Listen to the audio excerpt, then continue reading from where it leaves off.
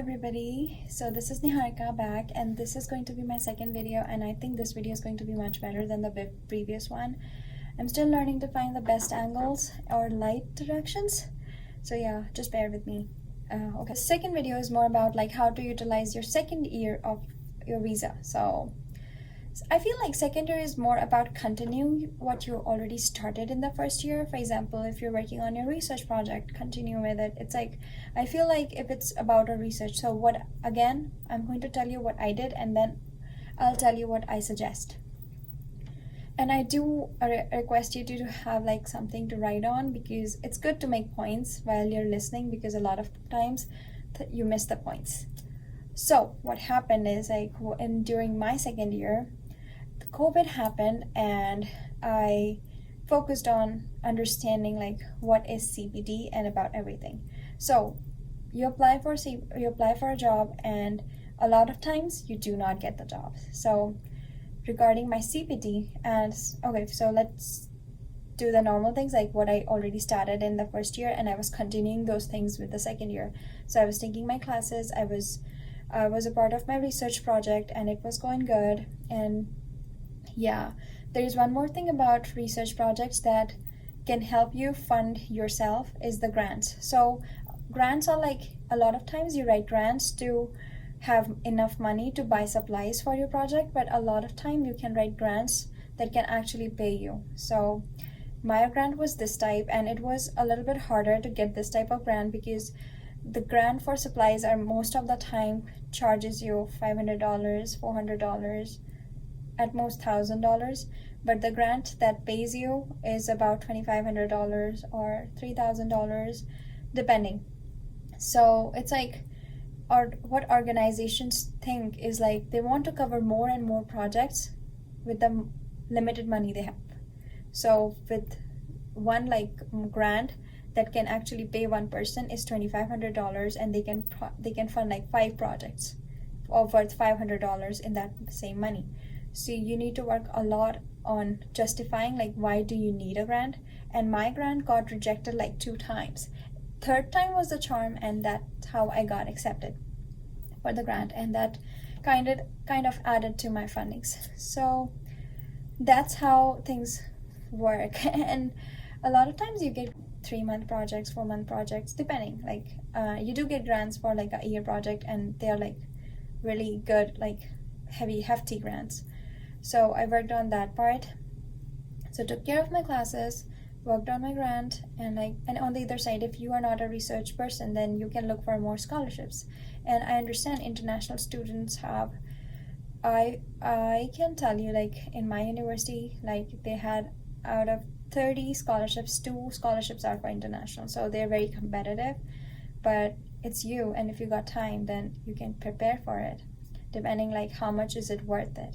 So that was something that I took care in my second year. And yeah, the only new thing I started working on was on my CPD. And I remember that so the first thing I did was I started applying to jobs, and then I did the documentation. And CPD documentations are pretty quick, like at most it takes 10 days. Otherwise, most of the time it takes you 1 or 2 days. And okay, so, and there's something interesting about it, is like CPD and on-campus jobs are 2 different things. And even during your normal college times, they say that you cannot work more than 20 hours during your normal classes, but you can do 20 hours of CPD and 20 hours of on-campus job, and that works. And during summer, you can work 40 hours of on-campus and 40 hours of CPD. So you can just make your mind if you want to just do CPD, you just want to do on-campus, or you want to do part of on-campus or full CPD, or part of CPD or full on-campus. So it's completely on your call.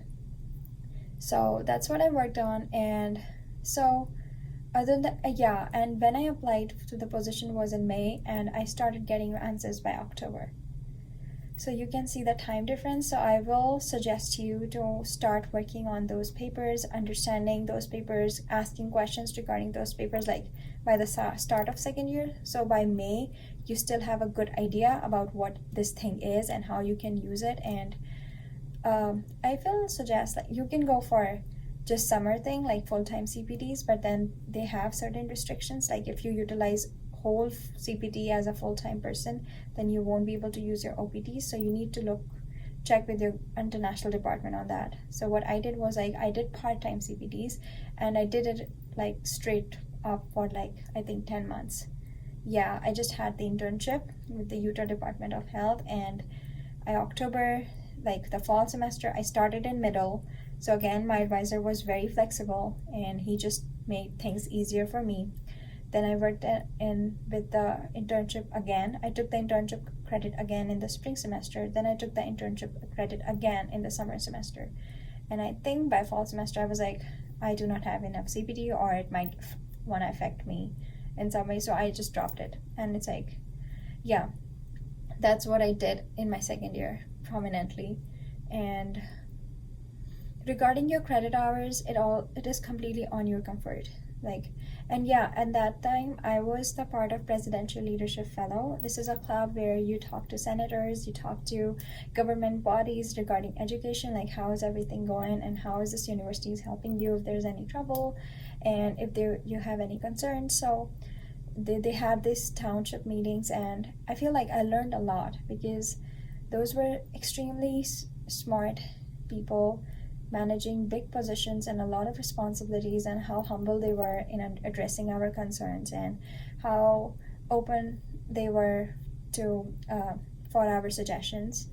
So I learned a lot in that clubbing too. That's why I always say that in your first year, in your second year, always go try new things. Like don't stay in your room and do nothing, because it's like you will miss a lot of opportunities that can help you evolve.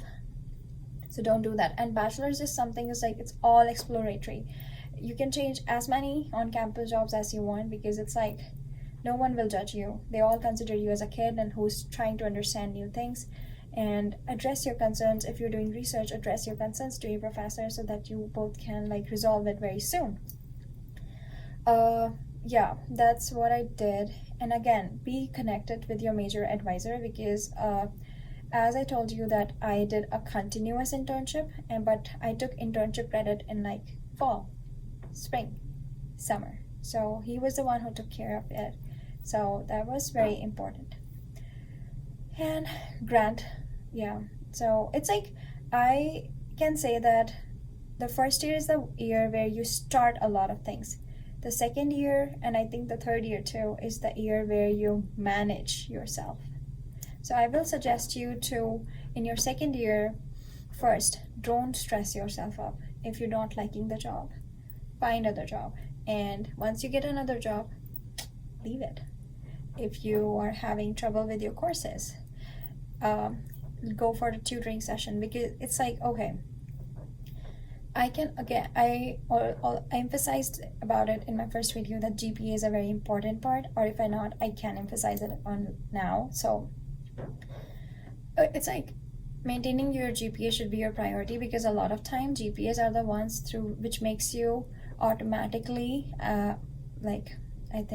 automatically applicable for certain scholarships.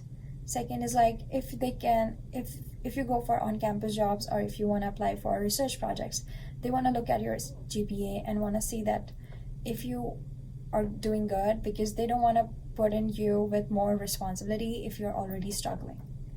So GPA should be your priority, and don't be hesitant to utilize the college services that are available to you, because you're actually paying for them.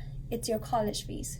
So it's like it goes the counseling, like mental stress is a big topic, and you should be considerate about it. So counseling your school fees covers counseling, and then your tuition, the tutoring services. It's like a person sits with you and works with you on your problems, and it's not that on your concepts. It kind of helps you make a strong foundation for your that respective course. So, and the person who is actually helping you has already aced that course. So I feel like it's a very good service if you want to use it, if you're struggling, that because it's like even on your internships it's gonna make an impact. So second year is like you started a lot of things in your first year, and second year is more about maintaining. But yeah, CPT, if you get like a lot of like multiple research, like one research project or multiple on-campus jobs, like that makes you feel like confident, go for your CPT. Or if you find some job that is like a learning opportunity for you, go for it. Second year is like, I'm pretty comfortable in starting yourself understanding this whole CPT process. And yeah, if you'll start learning about it in the start of the year, that by the middle of the year you will be confident on it and you will be applying for jobs. So by the fall semester you should be having something, but if you're not, that's fine too, because that's how things happen. Sometimes they work and sometimes they do not. Okay, so if you have any questions regarding this second year video, do add it in your comments and I will respond. And thank you. If you have any suggestions, do add it in your comments. Thank you so much.